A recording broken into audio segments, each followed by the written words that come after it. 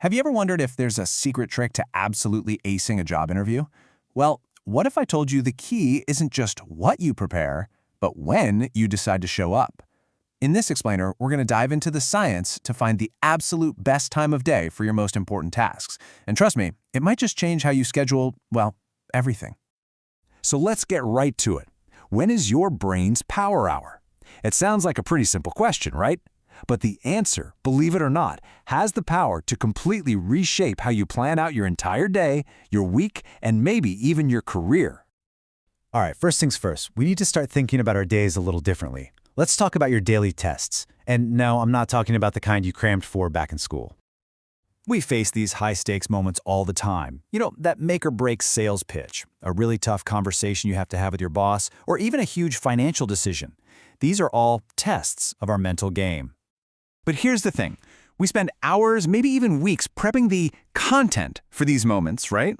We rehearse our pitch, we research the company, we weigh all the pros and cons, but do we ever stop and think about the timing? Well, as it turns out, ignoring the clock might be a massive mistake.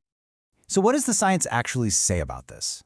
Well, researchers have found a really clear, universal pattern for our peak performance. And the craziest part? It seems to apply whether you're a morning person or a total night out. To figure this out, scientists didn't just mess around. They went big. We're not talking about a study with a few dozen people. They analyzed the results from over 100,000 individual exams. That is a ton of data. Yeah, in a study published in Frontiers in Psychology, they looked at all these oral exams from a university in Italy. And these were perfect because, a spoken exam isn't just about memory. It tests your ability to think on your feet and communicate clearly under pressure, which sounds a lot like our real-world tests, doesn't it? And when they crunched the numbers, this super clear pattern just popped out, a perfect bell curve. The pass rates were kind of low in the morning, they shot up to a really clear peak right around midday, and then they just steadily dropped all afternoon. The absolute sweet spot, your brain's true power hour, was between 11 a.m. and 1 p.m. So why? What is going on that makes this 2-hour window so magical? Okay, so what is actually happening inside our heads? Why is our brain operating on this very specific schedule? Well, it really boils down to a few key things. First, just our raw brain power. It naturally gets better through the morning and then starts to fade in the afternoon.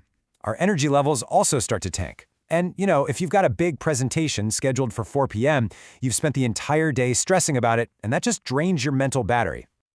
Psychologists actually have a name for this whole process. It's called ego depletion.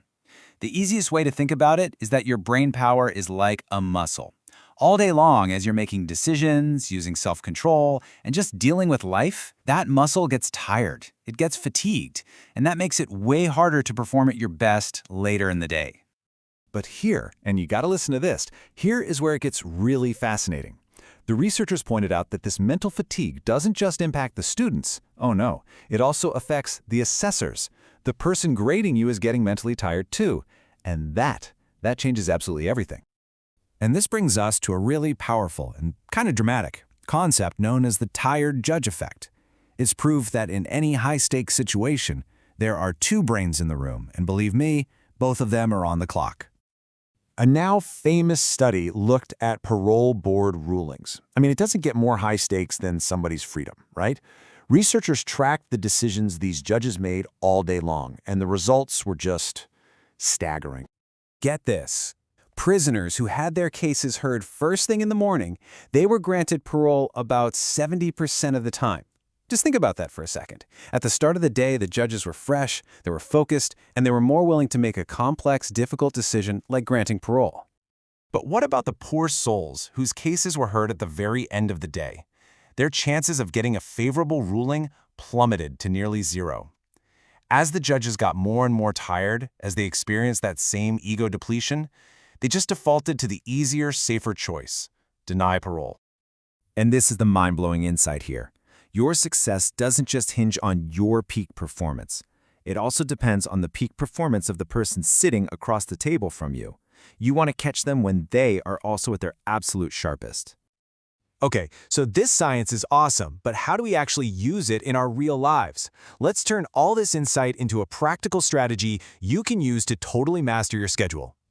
It's really just a simple 3-step playbook.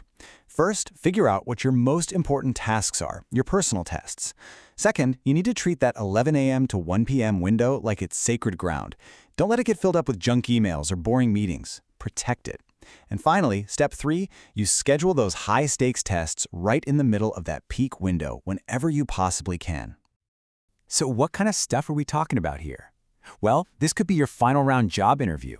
It could be that huge sales pitch you really need to land. Maybe it's a tough feedback conversation with a colleague. Even creative brainstorming sessions or making a critical financial decision, all of that belongs in your new power hour. So look, if you only remember one thing from all this, let it be this.